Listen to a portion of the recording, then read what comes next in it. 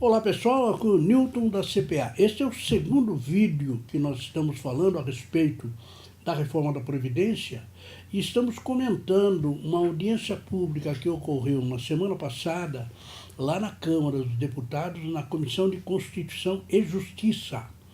A comissão ela convidou 6 advogados constitucionalistas para expor o seu ponto de vista a respeito da PEC, da proposta da emenda constitucional. Então, cada advogado que foi lá falou, não, isso aqui para mim é constitucional. O outro fala, não, é inconstitucional. E assim por dentro, né?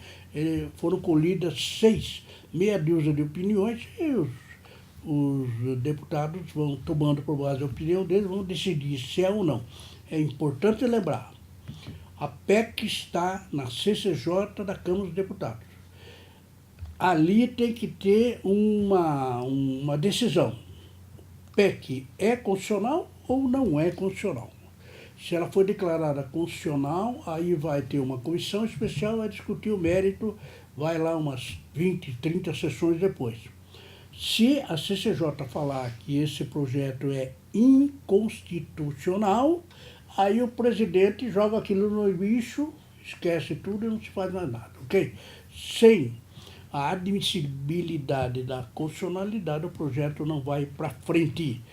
Bom, então nós estamos analisando a opinião aí dos nossos meia dúzia de colegas constitucionalistas, já vimos 3 no vídeo anterior, da primeira parte, e agora vamos ver na segunda parte.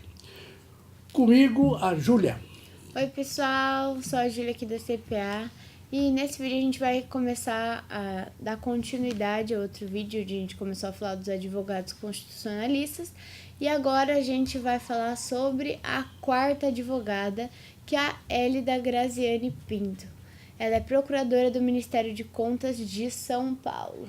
Muito bem, então vejamos o que a advogada Elida entende da PEC.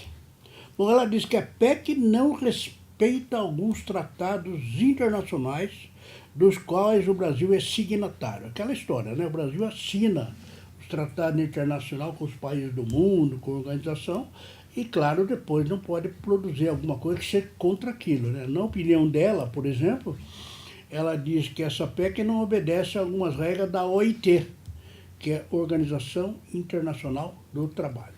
Isso na opinião dela, é claro.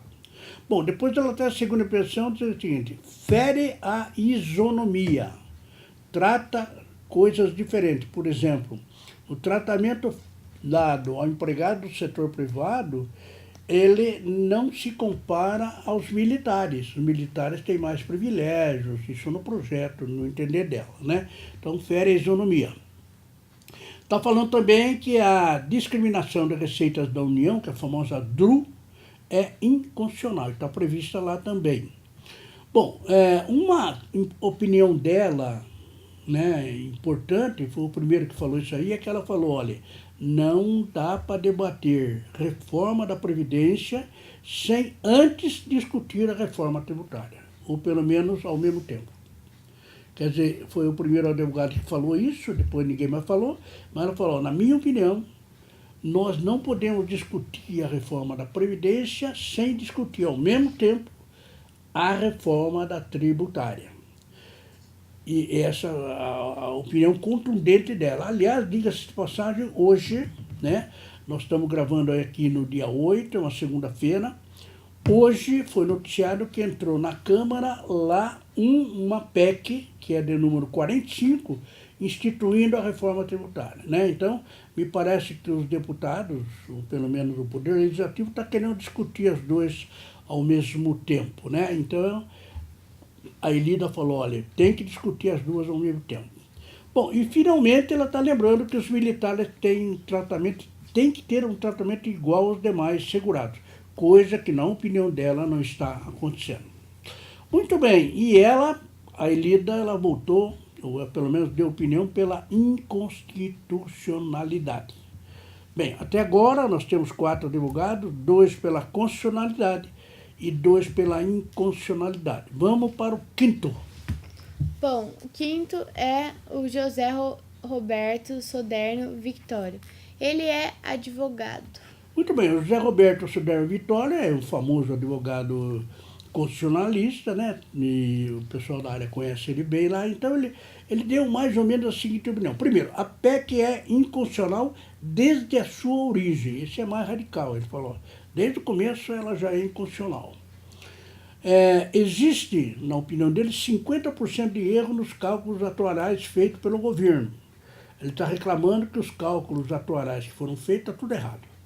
Ele falou que o sistema de capitalização que está sendo colocado lá, ou pelo menos proposto, ele não é como o italiano. Na realidade, ele é como o chileno, não como o italiano. Bom, ele é um especialista, deve entender. Ele disse que o nosso caso é igual ao chileno. E ele lembrou, lá no Chile está dando problema. O problema é sério lá, eles estão tentando consertar, tal.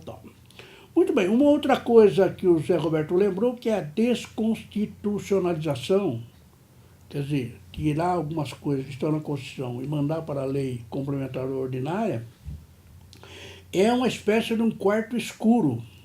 Sabe que você está dentro do quarto totalmente escuro e você não sabe se vai para lá, se vem para cá, não sabe o que faz? Ele está dizendo que essa desconstitucionalização é uma espécie de um quarto escuro. Outra coisa que ele lembrou é que é inconstitucional, como está no projeto, proibir o acesso à justiça estadual. O projeto diz que quando você tem algum problema da Previdência, você tem que entrar com ação na Justiça Federal, certo? Não pode entrar na Justiça Estadual. Só pode entrar na estadual se não tiver federal. Por exemplo, você tem que entrar com uma ação contra a Previdência, aqui em Sorocaba, por exemplo, tem que entrar na Justiça Federal, que aqui tem Justiça Federal. Se não tivesse, aí você pode entrar na Justiça Estadual. E, finalmente, ele lembrou uma expressão que não explicou muito direito, mas ele disse que a aposentadoria especial é uma fábrica de doentes, né? Ele falou que é um benefício que acaba servindo para fabricar doentes, inventar doenças, né? E assim por diante. Bom, essa foi a opinião do advogado José Roberto Soderno Vitório. E claro, né, por tudo que ele disse, ele é pela inconstitucionalidade. Olha, o placar então já está agora, hein?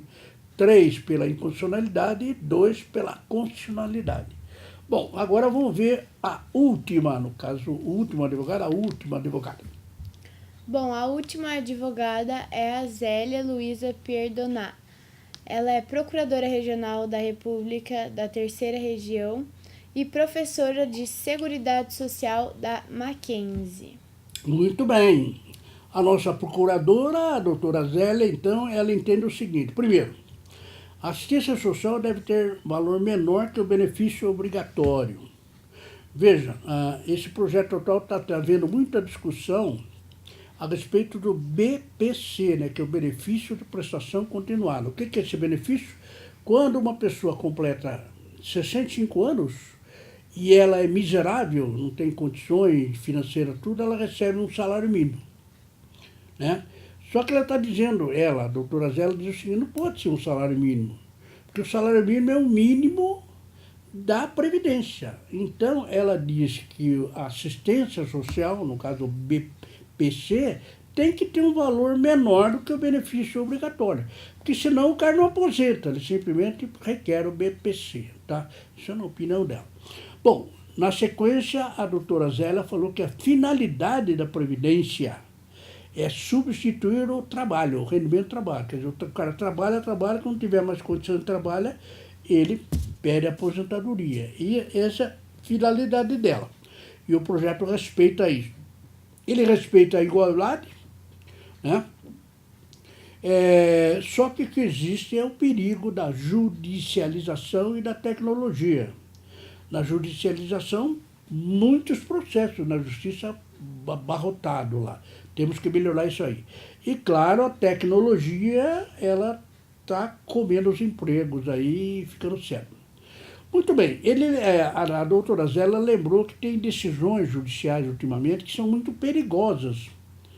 Por exemplo, recentemente o Supremo Tribunal Federal ele mandou pagar um adicional de 25% da aposentadoria para os idosos que têm cuidadores. Então, vai lá, o sujeito tem 80 anos, está aposentado, só que ele não consegue se locomover, tá? Ele tem um cuidador. O Supremo falou, então, a aposentadoria é tanto, tem que receber mais 25% para pagar o cuidador. É uma decisão que não tem lei, não tem previsão, né? Simplesmente o STF acabou inventando isso aí e ela falou que isso é muito perigoso porque condena a nossa Previdência. Bom, e finalmente a doutora Zélia falou, olha, nós temos que ter muito cuidado com o princípio do retrocesso social.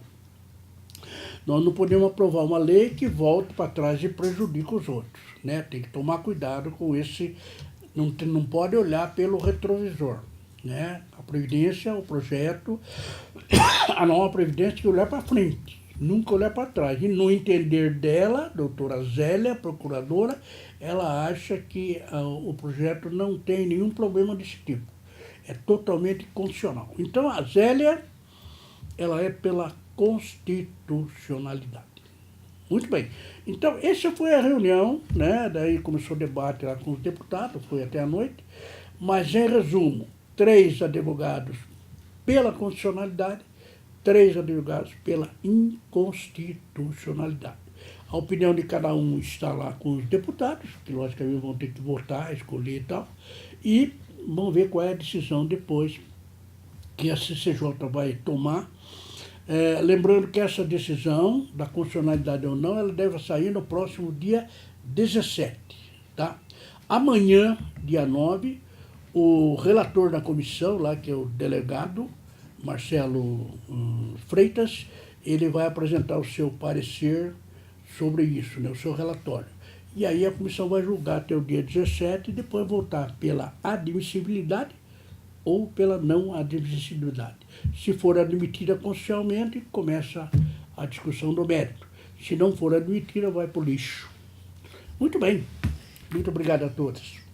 Bom, pessoal, para finalizar esse vídeo, que tem 2 partes, lembrando, essa é a segunda, eu gostaria de lembrar vocês sobre as redes sociais da nossa empresa. O site da CPA é netcpa.com.br e nas outras redes sociais vocês encontram a gente pelo @netcpa. Lembrando para vocês não se esquecerem de se inscreverem no nosso canal e acompanharem nosso vídeo sempre, já que a gente acabou de bater os nossos 100 inscritos no canal. Exatamente. E eu queria lembrar vocês que o próximo vídeo, certamente da Previdência, vai tratar do relatório do relator lá, que é o delegado Marcelo Freitas, e a gente vai verificar se o relator entende que é constitucional ou não constitucional, né? Então nós estaremos acompanhando a apresentação do relatório, eu com a Júlia diretamente do Lollapalooza lá e vai acompanhar a exposição do relator. Muito obrigado, até o próximo vídeo.